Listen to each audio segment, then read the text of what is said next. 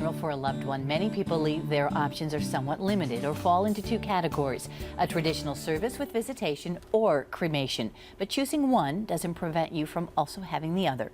And here to explain in today's Straight Talk with the funeral director, Jeff Edwards, and Beth Buxton of Edwards Funeral Service. Welcome back to both of you. Nice to see you here. Thank you, Gail. Jeff, let's talk about that misconception that I mentioned at the top. And that's one of the things that people talk to you about the most, that they don't understand. It's not one or the other, is it? It's not. That's the misconception, is that people think you can have cremation or a funeral, and it's just not that. It's cremation or burial. And you can have everything with the cremation that you have with a traditional burial service. You know, if public viewing with the family, the traditional funeral home, chapel, or a church service, and then the disposition method of cremation versus burial. So the cremation can be after visitation and all those things? Absolutely. And do you find people choosing that they really do want both of those aspects for a funeral? I do, but I find people are so surprised that they can even have that. They come and they think that all they're getting with a cremation is just the cremation. And when we explain to them that, no, they can have a visitation and a full service, it stuns them, and they're like, yes, that's what we want and can't afford. Beth, give me give an outline of what a traditional service means, even then before that cremation process. How does that funeral process take place? Well, it takes place just like a traditional burial service, really. They can have their services at a funeral home location. They can go to church or another alternate location of a personal choice. We can have visitation itself in a rental type casket or a cremation casket, funeral ceremony, and then instead of going to a graveside service, we basically close the service and then take that person to our crematory. That brings up that timing then. When does this all usually happen? The cremation process? Afterwards, after the whole funeral process is over? Yes, that's when it takes place. Once the funeral service is completed, then we would take that loved one back to the crematory and perform the cremation itself. How long till the family does receive those remains?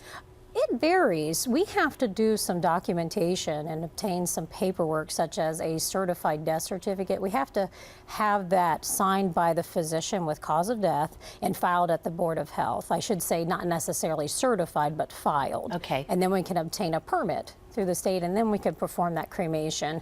And of course, in the state of Ohio, there's a 24-hour waiting period before we can actually perform a cremation.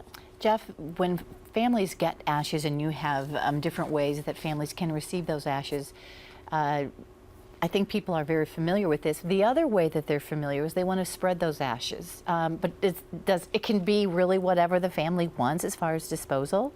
Their options are unlimited. I mean, we have traditional urns, like you have the rose urn here, if they're planning to keep the cremated remains at home or in the cemetery in a niche.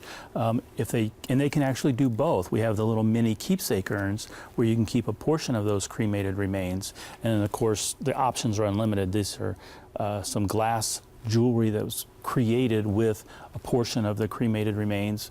We have scattering urns that are available, or they can just scatter from the basic temporary urn. You know, it's interesting, Beth, that many people decide to go this route because they think it is less expensive. Is that a misnomer? It is not. Typically, cremation is more inexpensive than a burial situation. A lot of times it can alleviate the need to purchase a casket, purchase a vault, perhaps purchase cemetery property. Not everyone wants to inurn at a cemetery. So it can alleviate some financial burdens to choose the cremation route. And the green process, I mean, is it any more green? I'll let Jeff answer that question. Because that's another.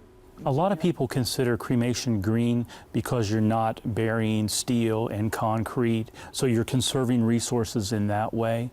But is it any more greener than burial? I don't think so. There's truly only one green method of disposition, and we'll talk about that another time, and that's alkaline hydrolysis.